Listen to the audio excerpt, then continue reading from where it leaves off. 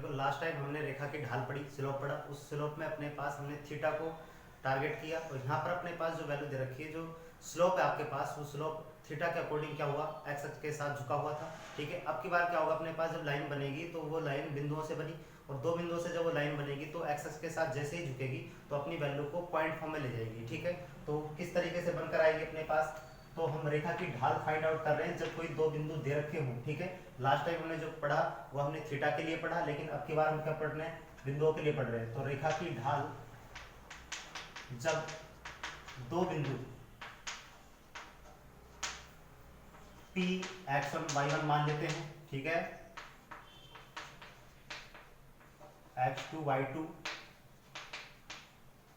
दिए गए हैं,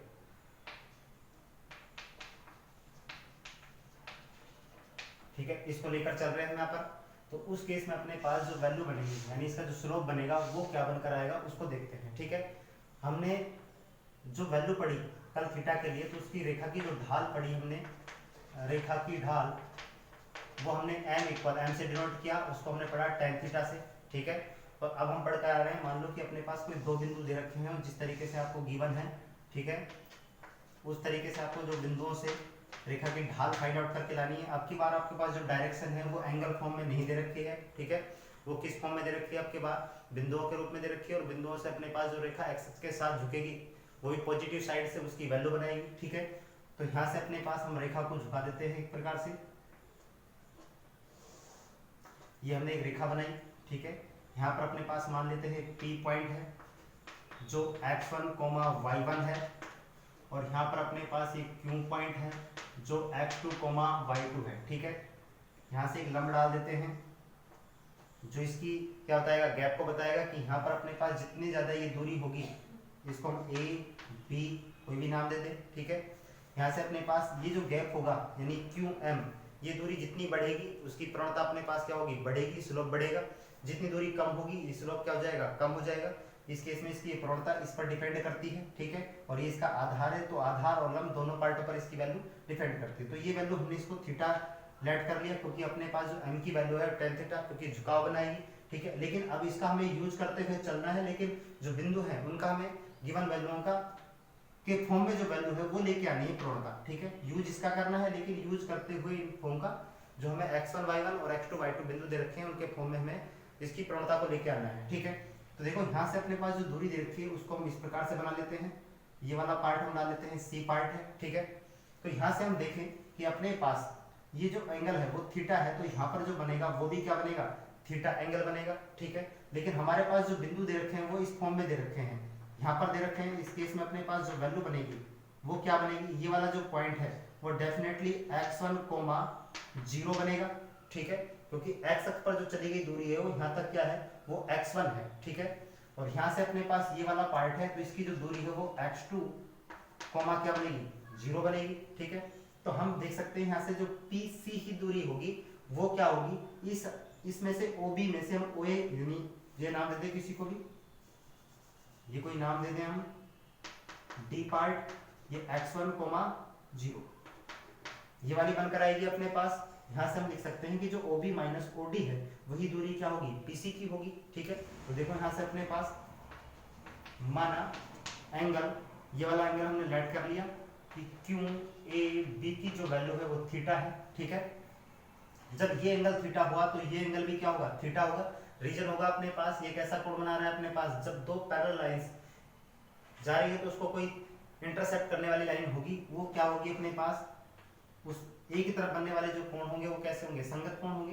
तो अपने पास QPC का जो कोण होगा, तब कोण QAB इक्वल होगा QPC इक्वल थीटा, और रीजन है इसका, यहाँ पर कैसा बनेगा, ये संगत कोण बनेगा। ठीक है, कैसा कोण बना, संगत कोण। ठीक है, तो यहाँ से अपने पास जो PC की वैल्यू होगी, देखो PC की जो वैल्यू होगी वो क्या होगी, ये x अक्ष पर चल रहा है, यहाँ पर कितनी दूरी, x2 दूरी चल रहा है, और यहाँ पर अपने पास ये x से कितनी दूरी चल रहा है, x1 दूरी चल रहा है। तो ये जो डिफरेंस है ये क्या होगा, x2 माइनस x1 दूरी होगी। ठीक है, तो इस तरीके से हम लिख सकते हैं, यहाँ पर अपने पास जो वैल्यू होगी वो क्या बनकर आई, यहाँ पर जो PC की वैल्यू होगी वो होगी x2 माइनस x1 दूरी बनकर आई। ठीक है, इसी प्रकार से हमें ये निकालना है, QC की दूरी निकालनी है, तो QC अपने पास क्या बनकर आया, वही सेम प्रोसेस में देखो यहाँ से अपने पास एक क्यू बी दे रखा है, यानी बी क्यू माइनस के क्या बना बी सी, ठीक है। तो यहाँ तक अपने पास जो चली गई दूरी है y की, वो क्या है y1 है, ये वाली दूरी। और यहाँ से जो पूरी टोटल दूरी चली गई है वो कितनी है y2। तो हम क्या करते हैं, ये वाली दूरी फाइंड आउट करने के लिए y2 में से y1 आउट कर देते हैं, ठीक है। तो अपने पास जो वैल्यू बनकर आएगी वो क्या बनी y2 माइनस y1, यानी ये बनकर आया अपने पास y2 माइनस y1, यानी QC equal y2 minus y1, ठीक है।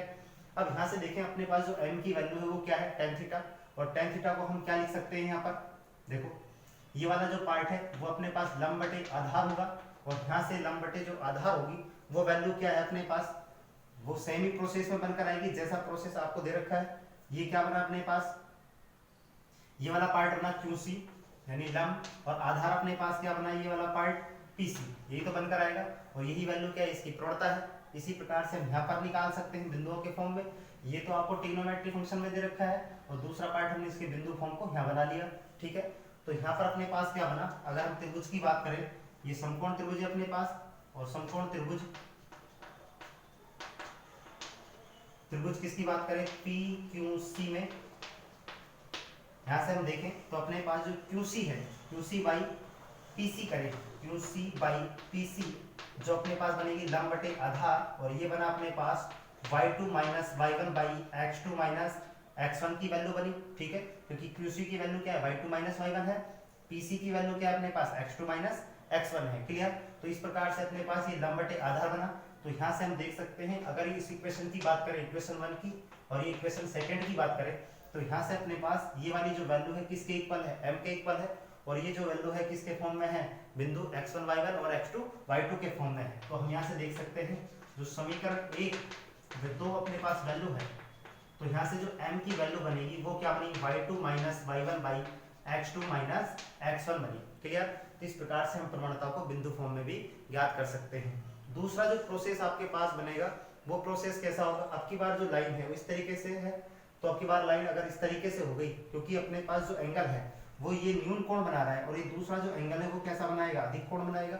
उस केस में अपने पास दो प्रकार के एंगल बनकर आएंगे, क्योंकि हमारे पास जो प्रवणता होती है उसकी जो परास होती है वो 0 less than equal to theta is less than equal to pi होता है, यानी 0 से पाई तक जाएगा, यानी 180 डिग्री तक जाएगा, ठीक है। यानी हम इसको ऐसा लिख सकते हैं theta is less than equal to 180 degree. तो उस केस में अपने पास इसको हमें दूसरे एंगल से भी निकाल के लाना है कि जो इसका ढाल है वो किस प्रकार से बनेगा, ठीक है। तो इस तरीके से इसको हम दूसरा डायग्राम देखें इसका, तो देखो कैसे बनकर आता है दूसरा डायग्राम। इसी प्रोसेस में लेके आना है, हमें याद रखना है कि यहाँ पर इसकी जो प्रवणता है वो किस प्रकार से बनकर आई, ठीक है। ये इसकी प्रवणता बनी m equal y2 minus y1 by x2 minus x1, ठीक है। तो यहाँ से हम इसका दूसरा डायग्राम पढ़ते हैं, इसकी सेकंड कंडीशन जो किस प्रकार से होगी। देखो अगर हम इस प्रकार से इन बिंदुओं को लेकर चले, और अब की बार जो लाइन है आपके पास उसकी जो स्थिति है उसको थोड़ा सा चेंज कर देते हैं यहाँ पर, ठीक है।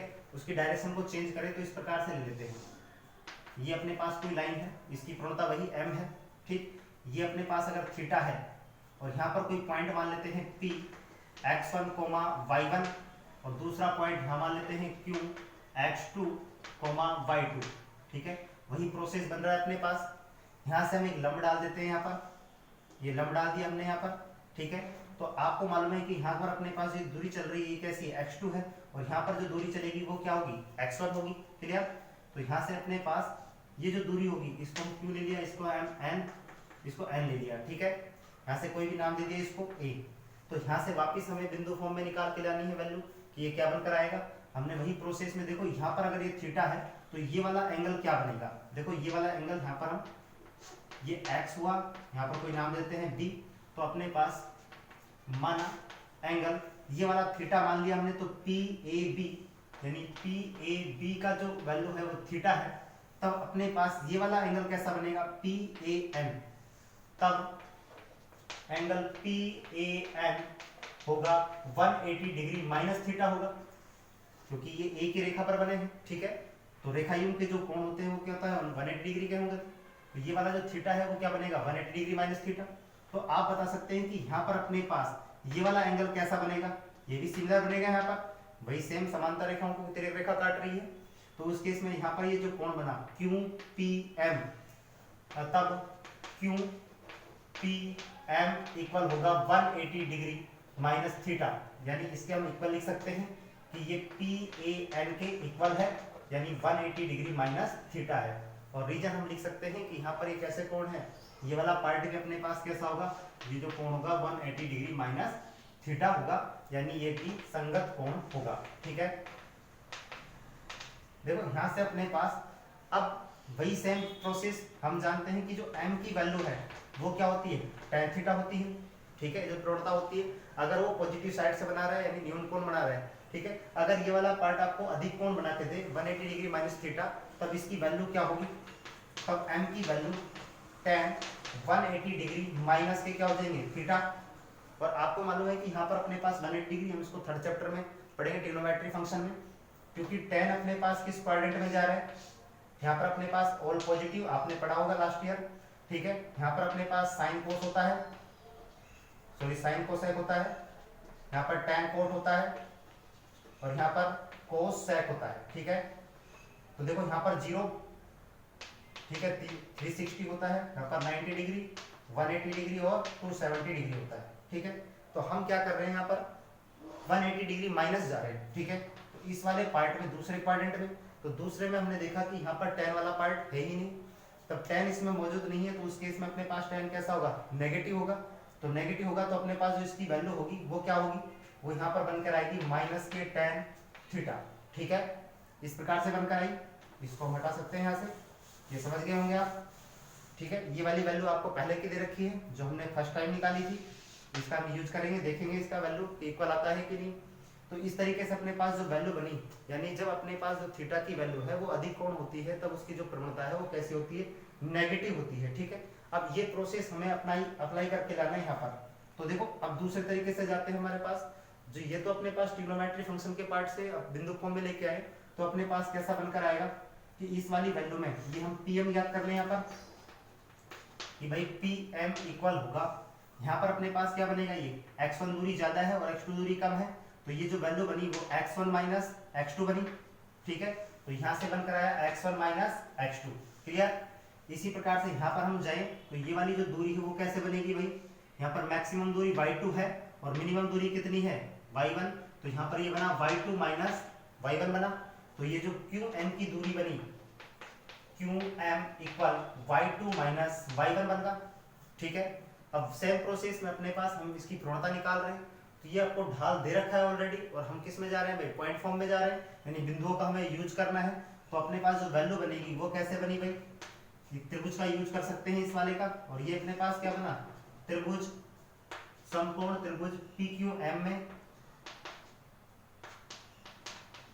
PQM में वही सेम प्रोसेस, PM बटे क्या हुआ, QM, PM बटे QM, जो एंगल आपको दे रखा है वो कैसा है, नेगेटिव है, इसलिए इसकी प्रवणता कैसी होगी, नेगेटिव होगी या नहीं, क्योंकि एंगल अपने पास कैसा है 180 डिग्री माइनस थीटा करके जा रहा है, इसलिए जो वैल्यू बन के आएगी वो कैसी बनेगी, नेगेटिव बनेगी। ठीक है, और यहाँ पर अपने पास इसकी PM की वैल्यू जो है वो y2 माइनस y1 बना, और यहाँ से बना x1 माइनस x2। ठीक है, और माइनस आपके पास ऑलरेडी चल रहा है। ठीक है, यहाँ से अपने पास ये वैल्यू बनी, इस माइनस को अगर हम नीचे ट्रांसफर कर दें तो देखो वैल्यू क्या बनकर आएगी अपने पास, ये बना y2 minus y1 by x2 minus x1, ये ऐसा कैसे हो जाएगा, नेगेटिव, और ये कैसा हो जाएगा, पॉजिटिव। तो हम देख सकते हैं अपने पास कि दोनों तरीके से जब अपने पास थीटा की वैल्यू कैसी होती है कि यहाँ पर थीटा अपने पास न्यून या अधिक कोण बनाए, उस केस में अपने पास जो प्रवणता होती है बिंदु रूप में वो कैसी होती है, सिमिलर होती है। अगर अपने पास वो ट्रिग्नोमेट्री फंक्शन का पार्ट है तो अपने पास कोण दे रखा है, तो उस केस में जो वैल्यू होगी वो नेगेटिव और पॉजिटिव होगी। लेकिन अपने पास अगर बिंदुओं के रूप में रेखा की प्रवणता निकाली जाए तो वो कैसी होगी, अपने पास सिमिलर होगी। यहाँ से हम देख सकते हैं कि दोनों पार्ट कैसे है, सिमिलर है, यानी हम किसी रेखा पर स्थित कितने भी बिंदु हो और उन दो बिंदुओं से अगर प्रवणता निकाली जाए तो उसको x1 y1 x2 y2 को चेंज करके भी जो वैल्यू निकाली जाए वो भी क्या होगी, सिमिलर होगी। क्लियर, देखो नेक्स्ट हम पढ़ते हैं टॉपिक कि अगर अपने पास कोई दो रेखाएं दे रखी हो निर्देश तंत्र में और वो पैरेलल हो तो उनकी जो स्लोप होगा वो किस प्रकार से बनकर आएगा। ठीक है, देखो यहां से अपने पास दो रेखाओं के समांतर होने का प्रतिबंध। इसी प्रकार से हम इसके परपेंडिकुलर पार्ट के लिए पढ़ेंगे। ठीक है, देखो अपने पास कोई दो रेखाएं दे रखी हों